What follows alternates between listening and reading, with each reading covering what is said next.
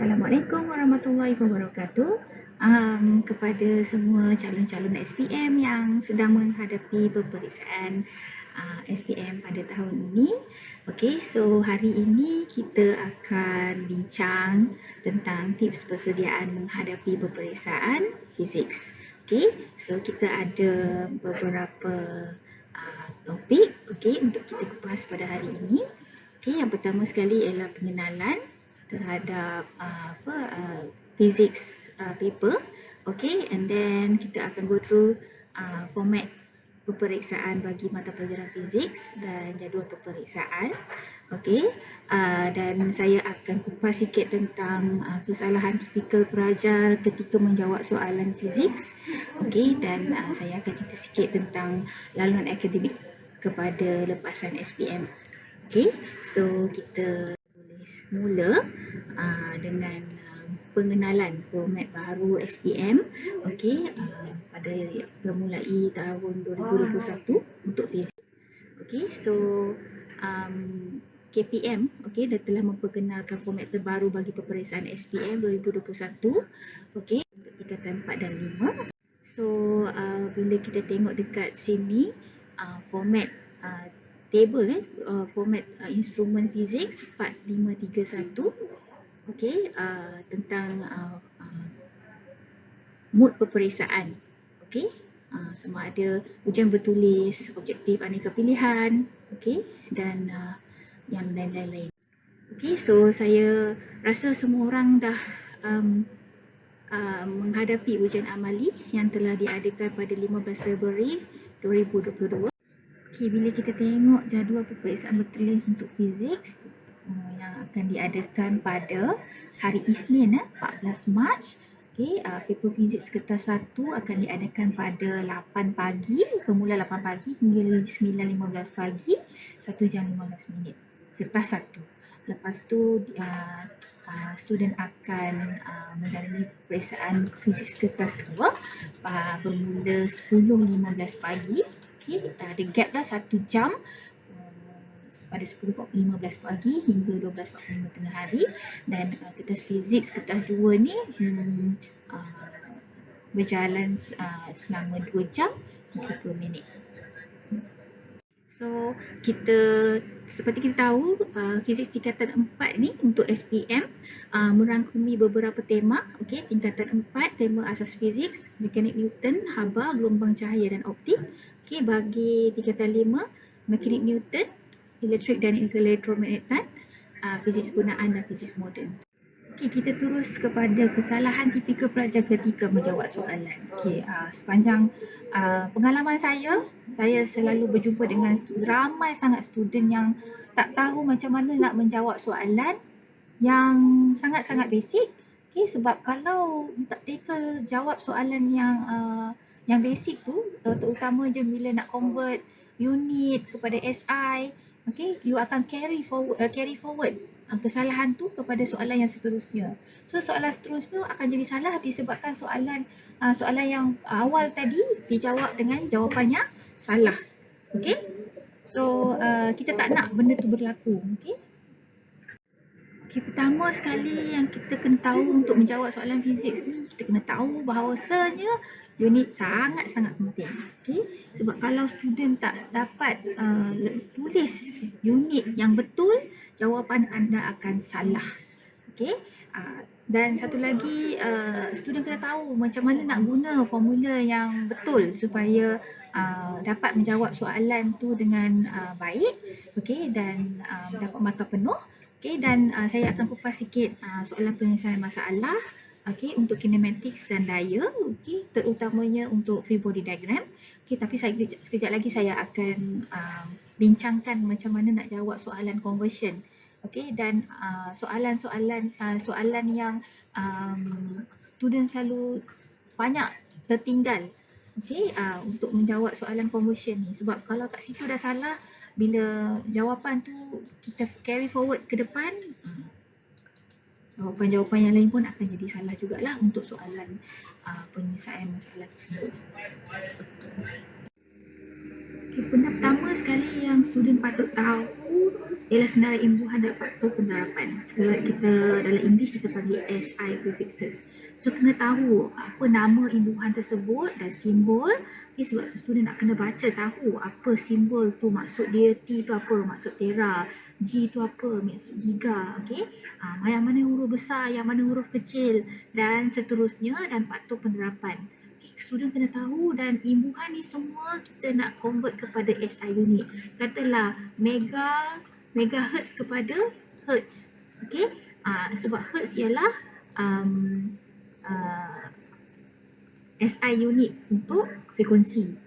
Katakan, ataupun kilometer kepada meter, sebab kita tahu meter ialah SI unit bukan kilo. So kilometer kepada meter, semua ni yang imbuhan ni yang kita nak convert kepada SI unit. Okey, so tapi kita kena tahu kadang-kadang soalan memerlukan kita untuk jawab terbalik. Katalah daripada gram kepada kilogram. Okey, so meaning faktor penerapan dia jadi negatif kat sini. Kena terbalik. Bila dia positif jadi negatif. Kalau terbalik, okey, faktor penerapan ni kuasa ni dia punya plus ataupun minus ni dia akan jadi terbalik. Sebab kena ingat imbuhan ni dan faktor penerapan yang ditulis dalam table ni semua nak tukar kepada SI unit. Tapi kalau tiba-tiba dia SI unit dia nak tukar kepada bukan SI unit, itu bila kita guna bila dan negatif kuasa ni akan jadi terbalik. Okay, bila positif, negatif kuasa dia akan positif, dia akan negatif. Bila negatif kuasa negatif dia akan jadi positif. So, kita dekat sini kan 7.2 meter kepada sentimeter. So, apa kita perlu buat ialah, okay, tulis 7.2 meter, okay, kepada, so kepada sentimeter. So, kita tulis balik 7.2 meter pada sentimeter ialah kali kuasa 10 kuasa negatif ke negatif 2 ke 2. Tapi sebab kita besar kepada kecil, so kita letak positif 2 dekat sini. Tapi kita kadang tak tulislah positif sebab kuasa positif ni kita selalunya tak tulis positif kat sini ya. Okey. So, kuasa 2, so jawapan dia akan jadi apa? Bila you tukar balik jawapan dia, you akan tulis jawapan dia ialah 7.2 kali 10 kuasa 2 sentimeter. Okay, so this is the jawapan for A. Okay. So, untuk jawapan soalan yang kedua, okay, kita ambil warna hijau. Okay, meter kuasa 2. Tadi tak ada kuasa-kuasa ni, sekarang ada kuasa. So, sekarang ni, apa student patut buat? Tulis balik. Okay.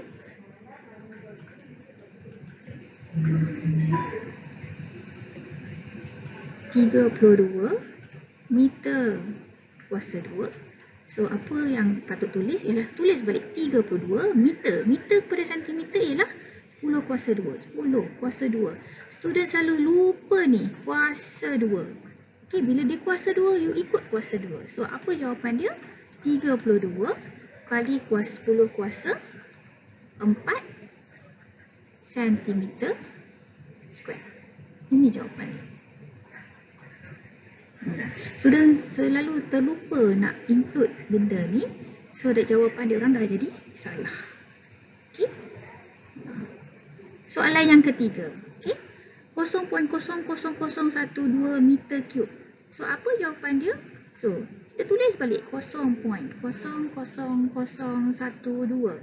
okay, kali 10 kuasa per meter tukar kepada sentimeter ialah 10 kuasa 2. Okey, bila dia ada kuasa ni 3, baru tulis balik kuasa 3. So, bila tulis macam ni, student takkan buat salah. Okey. So, benda ni sahaja ialah apa? Tukar kepada standard form. Okey. So, ini ialah 1.2 kali 10 kuasa. Okey. 1, 2, 3, 4. Okey. 10 kuasa negatif 4. Okey. Dalam yang saya bulatkan tadi. Okay, kali 10 kuasa berapa ni? 10 kuasa 2 kuasa 3. So 10 kuasa 6. Betul? So apa jadi ialah 1.2 kali 10 kuasa 2 sentimeter sentimeter cube. Kenapa jadi kuasa 2? Sebab index number, 4, negatif 4 dengan 6. So apa beza? So negatif 4 tambah 6, so akan jadi balance 2 dekat sini, positif 2 dekat sini. So ini jawapan student. So kenapa saya tekankan hal ini? Sebab ini semua adalah basic, tetapi kebanyakan student tak boleh nak faham macam mana bila nak buat jadi positif, bila nak buat jadi negatif. So ini yang student kena tahu.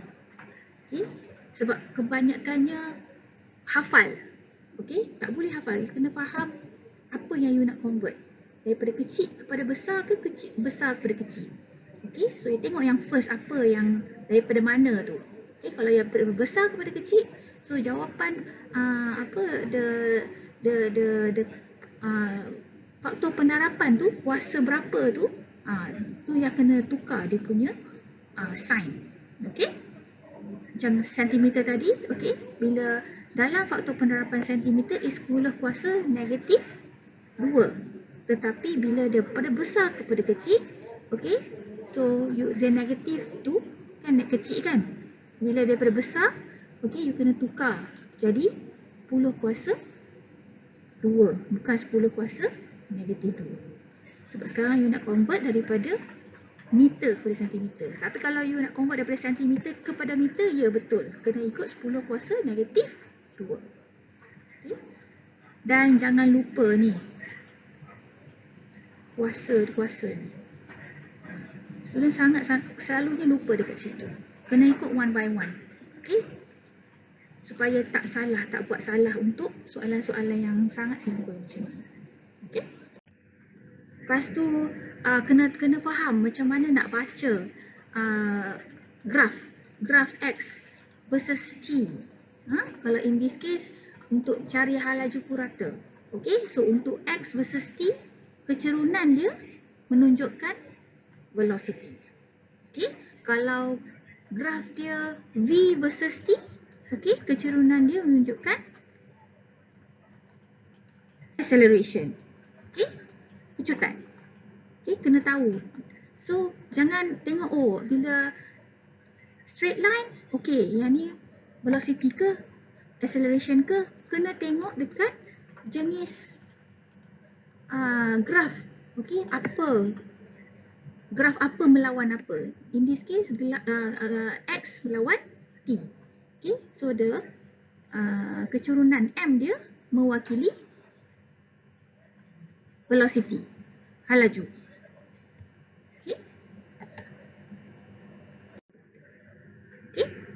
Satu lagi yang kita kena tahu, nilai G. 10 kuasa meter per second per second. Tapi sekarang to be exact kita pakai G equivalent to 9.81 meter per second. Kena tahu G, arah G. G apa? Dia adalah pecutan graviti. So that's why dia punya unit meter per second. Dan kena tahu arah G ialah sentiasa menuju ke tengah bumi, center of the earth. So kita in this case kita kena abaikan rintangan udara dan anggap G tiada beza dengan ketinggian pada jarak menegak. Jatuh bebas, free fall, kita kira G equivalent to negatif 9.81 meter per second. So dan persamaan bagi pecutan seragam. Kita kena hafal, persamaan-persamaan ni, yang tengok yang mana nilai-nilai yang diberi dalam soalan. Tengok apa yang sesuai, yang kita boleh masukkan, yang kita boleh substitute, dan kita boleh dapat unknown. Kita dapat cari unknown untuk soalan tersebut lah. So kena tahu istilah, term untuk kinematics macam mana. constant velocity ataupun halaju mala. Kalau dalam soalan cakap, okey, bila cakap constant velocity adalah halaju mala, kita tahu bila halaju mala ataupun constant velocity, kita tahu your acceleration, your pecutan is 0. Okey, ataupun bila soalan tu cakap pada ketinggian tertinggi, okey, H maximum, okey. So kita tahu bila pada ketinggian tertinggi, kita tahu V is equivalent to 0. Okay, at the highest height, V equivalent to 0. So kita tahu, bila kita tahu V0 ataupun A0, kita dah boleh dalam part persamaan tadi, kita dah boleh tulis siap-siap. Okay, kita boleh ganti siap-siap sama ada your A is 0 ataupun V is 0. Okay, soalan tak akan cerita, okay, anggap A equivalent to 0, V equivalent to 0, no. Kita kena faham apa soalan tu nak, dan dia kadang-kadang akan memberi satu hint kepada kita bila A 0, bila V 0. Okay? So kena tahu, okay, bila objek dibaling ke atas dan apa jadi dekat height dia, your S, your U, okay, and your V. Okay, bila the object dilempar ke bawah, okay, apa terjadi? What happened to your S? What happened to your U? What happened to V? Okay, sekarang saya nak bagi tahu bila objek awak dibaling ke atas, okay, your S, your U and your V should be positive. Okay, bila objek you dibaling ke bawah, okay, automatically, okay, nilai yang diberi dalam question, okay, S, your U ataupun V, you cepat-cepat tulis negatif. Okay, dalam equation yang 4 tu tadi.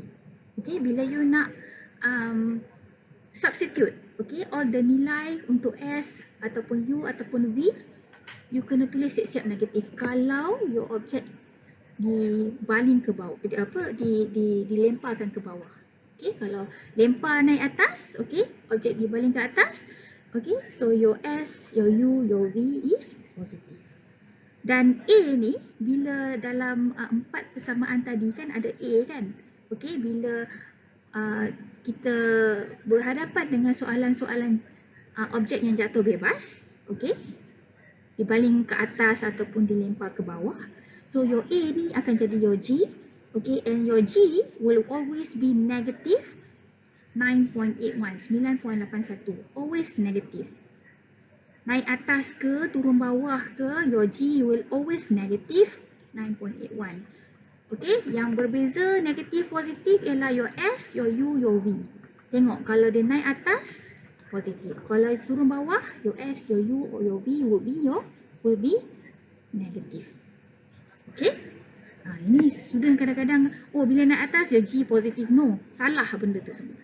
Okay, sebab yang positif negatif hanya berlaku kepada halaju sahaja, whether halaju awal ataupun halaju akhir sahaja.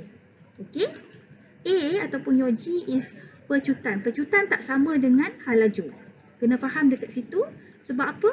Tengok unit dia pun tak sama. Okey, pecutan unit meter per second per second. Kalau halaju, okey, U ataupun V meter per second.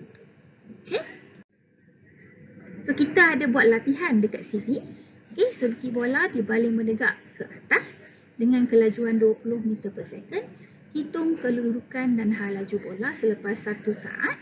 Okay, halaju apabila bola berada 4 meter di aras awalnya.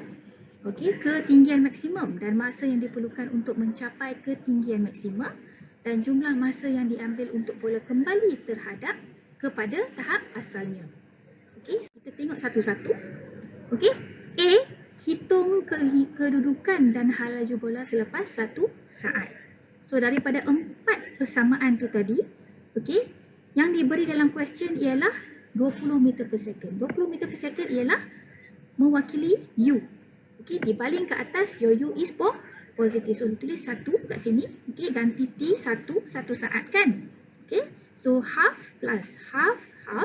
A is your G. Okay, negative 9.81 sekali lagi T 1 kuasa 2. So you akan dapat jawapan 15.095 meter. Okay. Dan hal laju pula, hal laju kita nak V. Okay, kita pakai the first equation yang 4 persamaan tu tadi, kita pakai yang persamaan yang pertama, V equivalents to U plus 80. Okay, your U is 20 plus A is your G, negative 9.81, T is 1. So, you akan dapat jawapan 10.19 meter per second. Okay, unit sangat-sangat penting. Okay. Okey, untuk soalan ni, okey, kita nak cari hal laju apabila bola berada 4 meter di atas aras awalnya. So, kita pakai equation V squared equivalent to U squared plus 2AS. Okey, so U kita ganti 20. Okey, kuasa 2 plus 2. A ialah negatif 9.81. S ialah 4. Okey, tetapi yang sekarang saya nak highlight ni ialah selalu student tulis equivalent. Dan sekali jawapan pun akan jadi equivalent to square root. Okay, tapi salah sebenarnya bila you tulis equivalent sahaja, student sebenarnya refer kepada V squared. Okay, V squared, bila student still tulis V squared equivalent to square root, dah jadi salah. Okay, sepatutnya bila nak tulis square root ni, sebab kita dah nak buang the square dekat sini, betul? So, apa yang kita patut tulis ialah V equivalent to square root, baru betul macam ni. Okey, yang belah sebelah ni. Okey, tapi kalau hanya tulis equivalent, okey, diikuti dengan another equivalent, ini memberi gambaran kepada examiner yang this square root pun refer kepada V squared. So, cara jawab dah salah. Okey, memang jawapan akhir betul, tetapi cara secara matematiknya ditulis salah.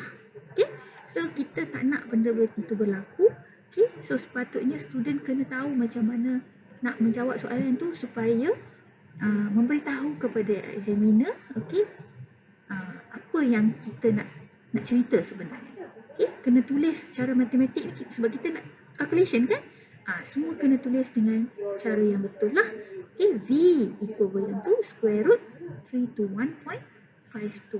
Dan only jawapan you 17.93 meter per second. Okay, so soalan C, ketinggian maksimum. So tadi bila saya mention, okay, bila kita cakap je ketinggian maximum height, okay, meaning obviously V equivalent to 0. So bila kita apply formula V squared equivalent to U squared plus 2AS, kita tahu bila ketinggian maksimum kita tahu dah V equivalent to 0. Okay, so bila 0 kuasa 2, 0 lah. Okay, U is memang still 20, okay, kuasa 2 plus 2, A is your negative G, okay, negative 9.81. So, because you nak cari ketinggian maksimum, you nak cari S kan? So, jawapan you akan jadi 20.39 meter. Okay, dan masa yang diperlukan. Okay, soalan ni nak dua benda. Okay, satu ketinggian maksimum dan masa. So, ambil equation yang pertama, V equivalent to U plus 80.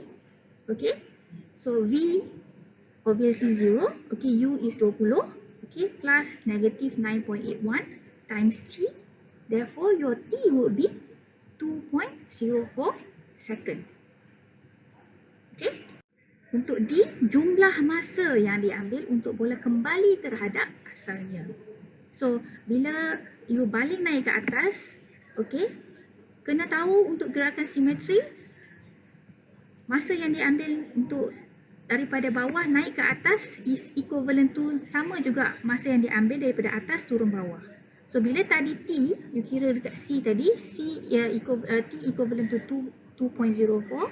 So kalau atas dan bawah, so you kena tambahlah 2.04 times 2 plus 2.04 ataupun you darab 2, 2.04 times 2.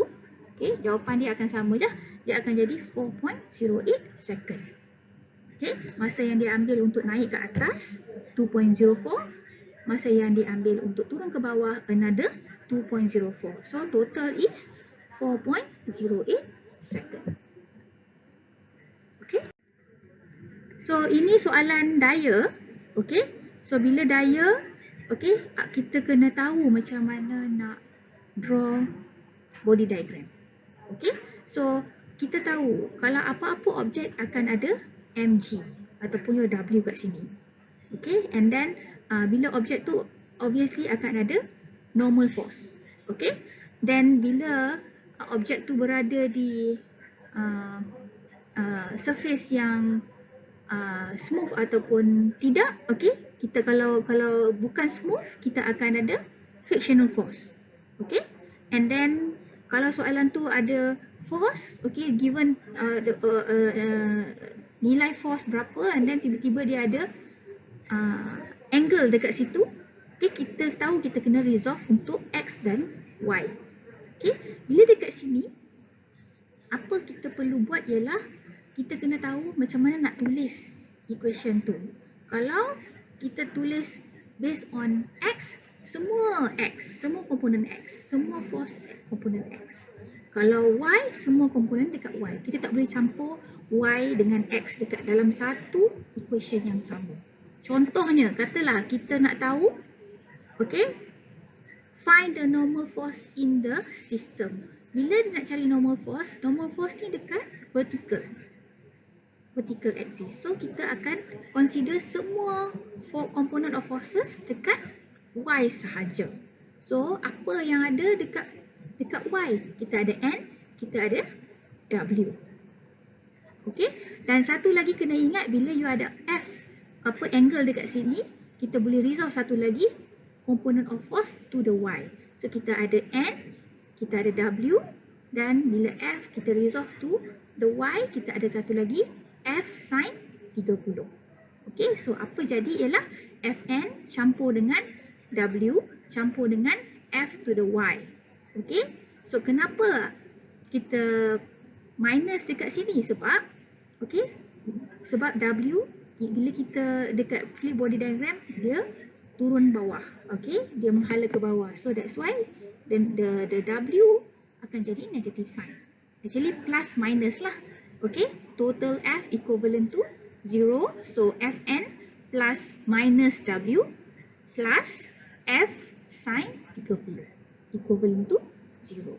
And then bila dah boleh substitute ni, semua nilai-nilai ni, you akan dapat nilai Fn ataupun N. Okay, normal force untuk sistem tu. Okay, so equivalent to 400 Newton. Okay. Okey, untuk soalan ni diberi daya F 10 Newton. Okey, daya geseran frictional force FF equivalent to 5 Newton. Okey, atas objek pegun berjisim 2 kg. So dia bagi M 2 kg. Okey, seperti yang ditunjukkan dalam raja di bawah. Tentukan hal laju objek. Okey, so dia nak cari V.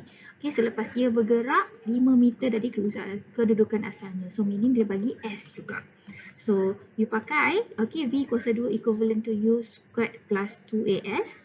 Okay, so tetapi dekat sini A dia tak bagi. So you kena cari A dulu, baru you boleh pakai formula ni. Okay, so kita total F equivalent to MA. Okay, komponen F yang ada dekat x-axis ni, okay, ada dua. Satu F to the x and the frictional force. So bila F kita kena resolve to the x-axis, dia akan jadi cos. Okay, F cos theta, so meaning 10, F diberi 10, cos theta ialah 30. Okay, plus frictional force 5 Newton. Tapi kenapa negatif? Sebab actually 5 plus minus 5 Newton. Okay, total kan, total sebab plus lah, plus. Okay, plus minus 5 Newton. So bila plus minus 5 Newton, so ia akan jadi negatif lah. 5 Newton, okay, equivalent to M equal 2 kg. A you nak cari.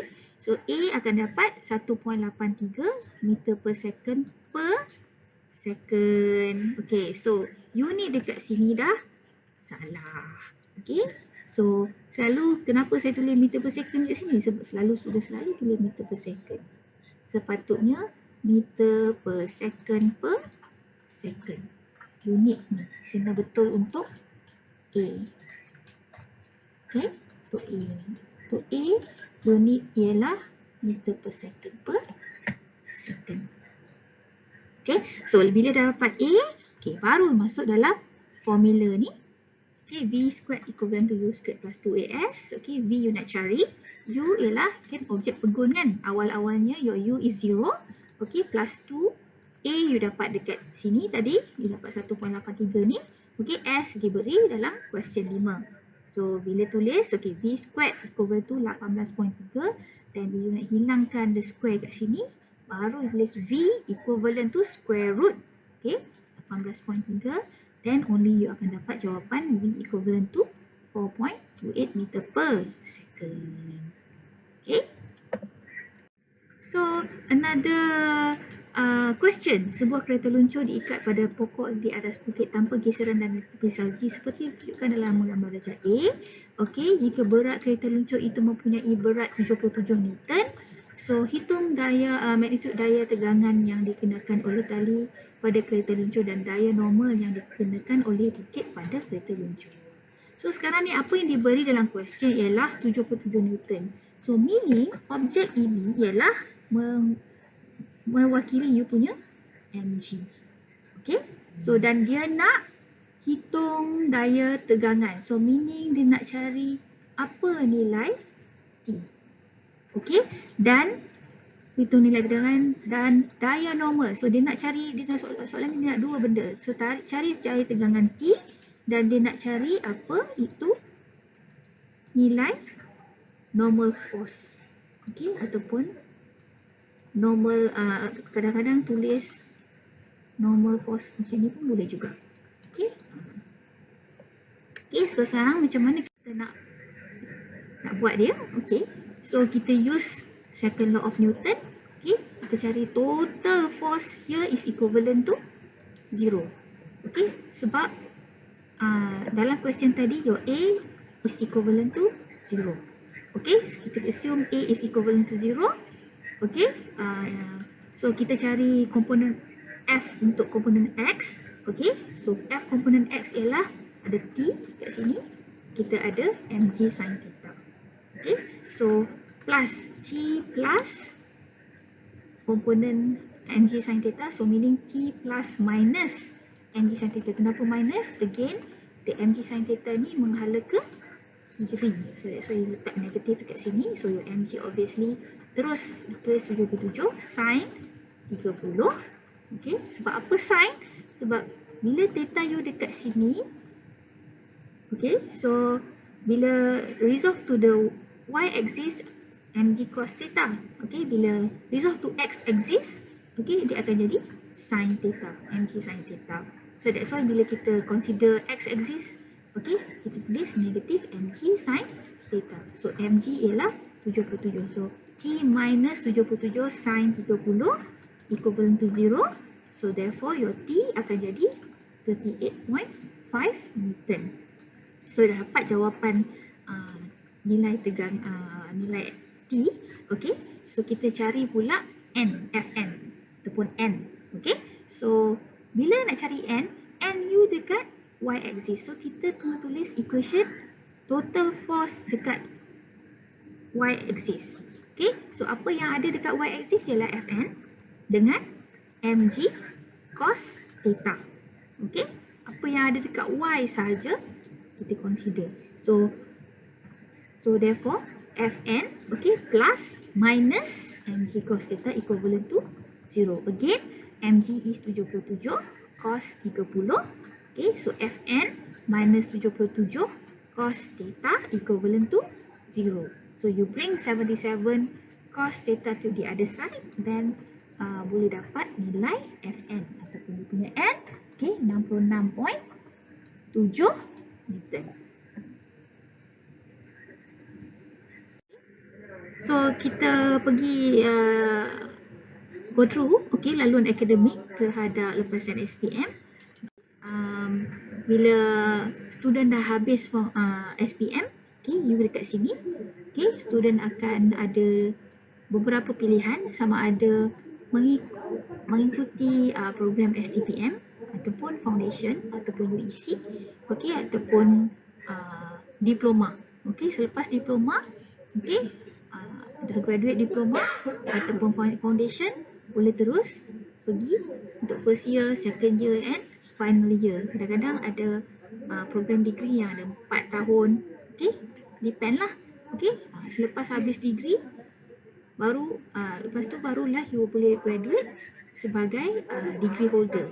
Okay, tetapi sebelum you pergi degree, okay, you boleh ada option untuk pergi foundation ataupun diploma ataupun STPM.